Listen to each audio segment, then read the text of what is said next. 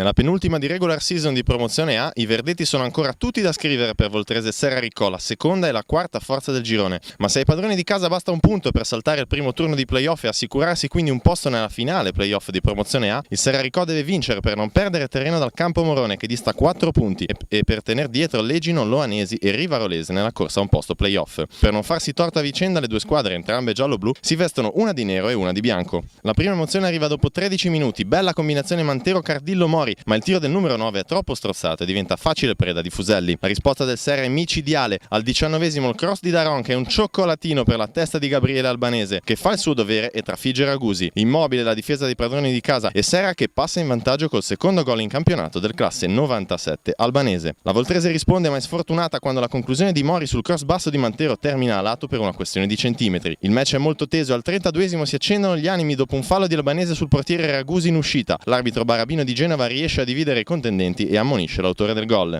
Voltrese di nuovo a un soffio dal pari quando il colpo di testa di Virzi su punizione di Cardillo sfiora il palo a Fuselli battuto. Il portiere del Serra non trema al cospetto di Cardillo, che sul finire di tempo prova a sorprenderlo su calcio di punizione e dopo la respinta l'arbitro fischia il classico ma quasi sempre incomprensibile fallo di confusione. Inizia la ripresa, il copione non cambia, la Voltrese a fare la partita ma non incide e il Serra è maledettamente cinico. 50esimo, Capitan Ronco da nulla si inventa un tiro micidiale che si infila tra il palo e le mani di Ragusi ed è 2-0. Sensazionale la rete del 37enne del Serra, la seconda stagionale che possiamo riapprezzare dal replay di Luigi Pittatore. Micidiale la squadra di Manzi, 2 tiri nello specchio e 2 gol. La Voltrese si rianima al quarto d'ora, ottima la sterzata di Calauti ma il suo destro dal limite termina sul fondo. Al 63esimo la squadra di Navone riesce però ad accorciare le distanze. Su uno spiovente da destra si avventa Davide Icardi, colpo di testa non trattenuto da Fuselli e palla che scivola oltre la linea per l'1-2 che gli vale il quinto sigillo stagionale. La difesa di Navone rischia subito di vanificare il gol. Camera approfitta della incomprensione fra Limonta e Ragusi ma coglie solo l'esterno della rete. Tegola per la Voltrese al 77esimo quando con un fallo in mezzo al campo Virzi riceve il secondo giallo e lascia i suoi in 10. Complice l'inferiorità numerica la Voltrese comincia a entrare in riserva. Allora gli ospiti provano a chiudere i conti. Ronco crea lo spazio per il tiro di Cavallino che decolla fra le reti di protezione. Ancora Serra in avanti in contropiede con la Voltrese scoperta. Cavallino viene servito in profondità e viene fermato per fuorigioco, ma la sua posizione di partenza sembra essere nettamente buona. Insorgono i giocatori di Manzi perché Cavallino si sarebbe presentato a tu per tu con il portiere. L'ultima chance per la Voltrese capita sui piedi di Mori che riceve una sponda di Didonna prima di rientrare sul destro, ma il suo tiro è la conferma che per i padroni di casa non è giornata. Finisce così 2-1 per il Serra, un match nel quale la Voltrese ha creato la maggior parte delle occasioni finalizzandone solo una, mentre Serra ha capitalizzato al massimo quanto costruito. Vittoria sofferta ma quanto mai importante per il Serraricò che replica il 2-1 dell'andata confermandosi bestia nera della Voltrese e può così continuare a sognare i playoff.